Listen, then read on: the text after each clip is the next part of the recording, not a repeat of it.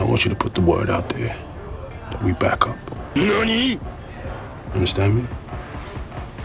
We back up. Attention. Dessus. Non! C'est pas possible! Écoutez, il semble que pour ce Super Bowl 60, on va avoir un remake du Super Bowl 49 avec une affiche entre les Patriots et les Seahawks. Bon, apparemment les fans des Seahawks aiment appeler ça une revanche. Perso, je comprends pas trop le sens de ce terme, je vois pas où est la revanche. Je pense qu'un remake ça sonne mieux. Et ça reste une belle affiche, avec deux des meilleures équipes de leurs conférences respectives. Les Seahawks ont terminé premier de la NFC, donc il n'y a pas grand chose à dire là-dessus. Et les Patriots, certes, ils ont terminé deuxième. Beaucoup de personnes diront qu'ils ont eu un calendrier favorable. Perso, je pense qu'aucune équipe n'est facile à jouer en NFL. Et même si tu joues 2 fois dans l'année les Jets et les Dolphins, c'est vrai que ça aide, mais bon, c'est pas ce qui a fait la différence. Au final, ils ont quand même été assez bons lors de ces playoffs. Ils ont eu aussi des situations favorables, faut rester honnête. Mais ils ont répondu présent, ils n'ont pas fait d'erreur, ils ont vraiment réussi leur partition. Donc ouais, ils méritent leur position et c'était peut-être la meilleure équipe à sortir de l'AFC quand on voit ce que sont devenues les autres équipes. Les Texans qui ont perdu Nico Collins et les Broncos qui ont perdu Bo Nix. Donc un Super Bowl, Patriots, Seahawks, c'est peut-être la meilleure affiche qu'on aurait pu avoir. Mais pour revenir rapidement sur ces conférences finales, déjà je pense que tous les joueurs en tout cas ont répondu présent. Les 2 matchs se sont vraiment joués sur des décisions de coaching qu'on fait la différence. Pour commencer avec le match des Broncos contre les Patriots, je pense que Stidham, bon, c'est un backup et il a joué comme un backup. Il a été assez bon en début de match avec une belle longue passe pour Mark Mims qui amène au premier touchdown derrière. Après, il a fait un fumble. Bon, c'est un backup, c'est un fumble de backup. Donc encore une fois, rien de choquant, même si malheureusement c'est la seule action qui amène au touchdown derrière des Patriots. C'est quand même du Stidham, quoi. C'est pas Bo Nix, fallait pas s'attendre à ce qu'il illumine cette attaque.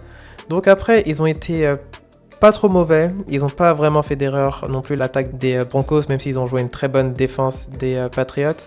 Mais malheureusement, lorsqu'ils ont eu leur 4e tentative en début de deuxième quart-temps, Sean Payton a décidé de la jouer au lieu de prendre le field goal. Et c'est ce qui leur a coûté cher, étant donné que le match s'est terminé avec 3 points d'écart et seulement 10 points marqués par les Patriots. Parce que eux, pour le coup, dès qu'ils ont eu cette opportunité de prendre le field goal, ils n'ont pas hésité. Même si c'était un peu plus tard dans le match et que le choix était plus évident, ils ont su le prendre. Et après, c'est ça, offensivement, ils ont été très conservatifs, ils ont minimisé les erreurs, enfin ils ont fait quasiment aucune erreur, pas de perte de balle, pas d'interception. Et c'est ce qu'il fallait faire, ils n'ont pas vraiment donné d'opportunité à la défense des Broncos de faire une différence. Donc parfaitement joué de la part des Patriots, avec des conditions aussi qui n'étaient pas forcément faciles. Donc non, les Patriots, ils ont plus ou moins répondu présent lors de ces playoffs. Et là maintenant, ils vont avoir des conditions parfaites lors du Super Bowl, donc on risque de voir une différente équipe des Patriots pendant ce match-là. Et pour le match des Seahawks contre les Rams, bon, encore une fois, je pense que Sam Darnold n'a pas fait vraiment d'erreur. Il a bien joué, il a su passer le ballon au bon moment, il a bien lu les blitz. Donc il a été mis sous pression par moment, mais c'était souvent avec un pass rush de 4 D-line. Il lisait très bien le jeu lors de ce match. Et Kenneth Walker aussi a fait du Kenneth Walker. Il a réussi à nous faire des belles courses. JSN qui a réussi à se démarquer. Bref, la défense des Rams, on en avait parlé dans les vidéos précédentes. C'est pas une défense élite, c'est pas l'une des meilleures défenses. C'est peut-être l'une des pires défenses lors de ces playoffs. Donc je ne m'attendais pas à ce que la différence vienne de leur côté. Mais après, l'attaque des Rams, elle était très bonne. La défense des Seahawks, pour le coup, a déçu de mon point de vue. Je m'attendais un peu plus d'eux. Les Rams ont réussi à faire ce qu'ils voulaient faire. À part les courses à l'intérieur de Kyren Williams qui ne marchaient pas trop, surtout en début de match. On a pu voir que plus tard dans le match, les courses à l'extérieur de Blake Corum sont mieux passées. Les passes vers Puka Nacua sont aussi très bien passées. Vers Davante Adams, il nous a fait sa spéciale goal line touchdown. Il passe toujours. Donc ils n'ont pas vraiment été arrêtés par cette attaque des Seahawks. Et en plus de ça, les Seahawks ont fait une pénalité qui a amené un touchdown derrière, une pénalité assez stupide. Donc ouais, la défense des Seahawks a été assez décevante. Et si c'était pas non plus pour la décision de Sean McVay de tenter la 4e tentative lors du 4e quart-temps au lieu de prendre le field goal qui aurait pu amener les Rams à 1 point des Seahawks. Et en plus de ça, même si les Seahawks marquaient un touchdown derrière, les Rams auraient été à 8 points, ils auraient pu tenter une conversion à 2 points. Mais ils auraient au moins pu miser sur le field goal en fin de match plutôt que avoir besoin d'un touchdown. Donc ça aurait fait une grosse différence. Je pense que demander un field goal à Matthew Stafford, c'est beaucoup plus facile que de lui demander un touchdown.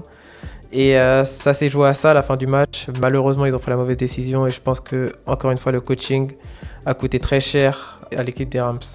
Au final, les deux favoris de ces rencontres ont gagné et on les retrouvera pour ce Super Bowl. Donc ouais, belle affiche. Et maintenant, parlons de ce Super Bowl. Qui est-ce que je vois gagner? Bon, évidemment, les Seahawks sont les favoris, c'est la meilleure équipe. Il n'y a pas trop... Enfin, à partir du moment où ils jouent leur jeu, ils devraient gagner ce Super Bowl. Pas forcément assez facilement, mais en tout cas, ils devraient pouvoir dominer la plupart du match. Je pense que la clé... Enfin, si une différence doit se passer, ça va venir des Patriots. Donc, parlons déjà de comment je vois les Patriots faire une différence. Déjà, défensivement, je pense que les Patriots vont avoir besoin de stopper soit JSN, soit Kenneth Walker.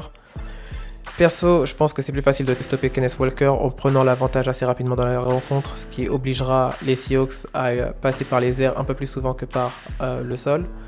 Donc, ça serait l'une des solutions pour stopper Kenneth Walker. Sinon, je sais pas s'il y a d'autres solutions. Je sais pas s'il y a d'autres solutions pour le stopper parce que il est très dur à plaquer. Il est très bon comme joueur.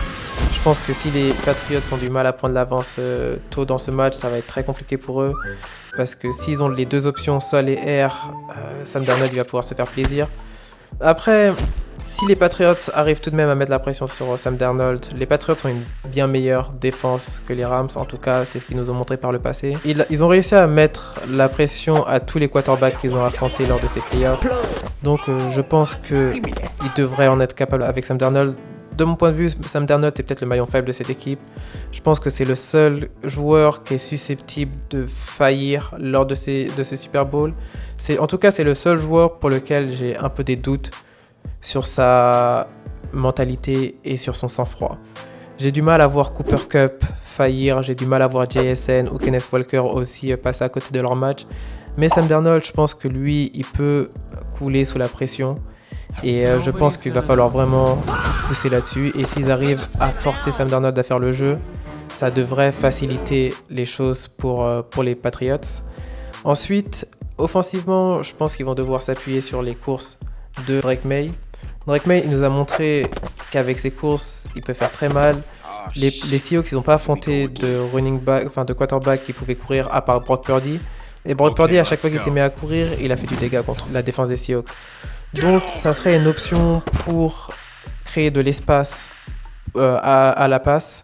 Parce que, certes, la défense des Seahawks est très bonne dans les airs. Ils ont quand même pas défendu un corps de receveurs aussi bon que celui des Patriots. Bon, je dis pas que les Patriots ont des meilleurs receveurs que les Rams, mais je pense que les Patriots ont plus de profondeur au poste de receveur que les Rams ou que les Niners. Les Niners, j'ai pas vraiment envie de me fier sur ce match-là parce qu'ils avaient quand même perdu George Kittle et CMC, Christian McCaffrey, assez tôt dans le match. Donc offensivement, ils n'avaient pas beaucoup d'armes et même si les Seahawks les ont complètement annihilés, je pense que c'était très compliqué pour les Niners. Mais là, offensivement, les Patriots ont un peu plus d'armes. Ils peuvent aussi vraiment s'appuyer sur Stephen Diggs, soit pour créer de l'espace pour les autres receveurs, soit pour avoir un receveur avec des mains sûres. Pareil pour Kayshon Boutte. Et ensuite, McCollins aussi, qui peut aussi être assez solide. Donc, non, pas mal d'options. Je pense que par contre, le jeu au sol des Patriots risque d'être un peu compliqué. Parce que Stevenson, encore une fois, c'est pas un joueur qui peut faire des big plays. C'est un joueur qui est bon pour prendre 5 yards, mais j'ai du mal. Enfin, il va pas vraiment faire beaucoup de dégâts à l'intérieur de la défense des Seahawks. Mais après, ils ont Trevion Henderson qui, lui, peut faire un peu plus de dégâts à l'extérieur. Un peu comme Blake Corum l'a fait avec les Rams. Donc, je pense qu'il y a les outils du côté des Patriots pour faire des différences. Après, du côté des Seahawks, je pense que bon, les clés de la victoire sont assez simples. Ils vont juste à jouer comme ils ont joué toute la saison. la défense va devoir être meilleure que lors du match contre les Rams. Drake May, certes, c'est pas le niveau, c'est pas l'expérience de Matthew Stafford, mais Drake May il est quand même assez précis. Il sait quand même assez bien lire les défenses adverses. Après, à voir à quel point il sera mis sous pression.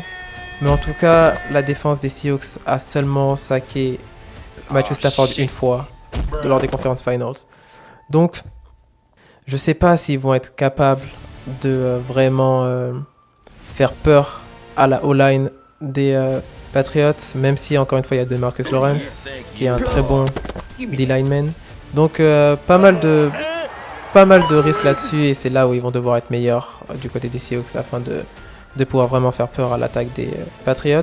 Et offensivement, encore une fois, à partir du moment où ils arrivent à impliquer JSN et Kenneth Walker, je pense que le match va être vraiment très facile pour eux. Donc certes, les Seahawks sont favoris pour ce Super Bowl, mais je pense que les Patriots ont de quoi créer la surprise et au final, c'est un Super Bowl, c'est une finale, donc pour moi, c'est du 50-50 et les deux équipes peuvent remporter ce trophée.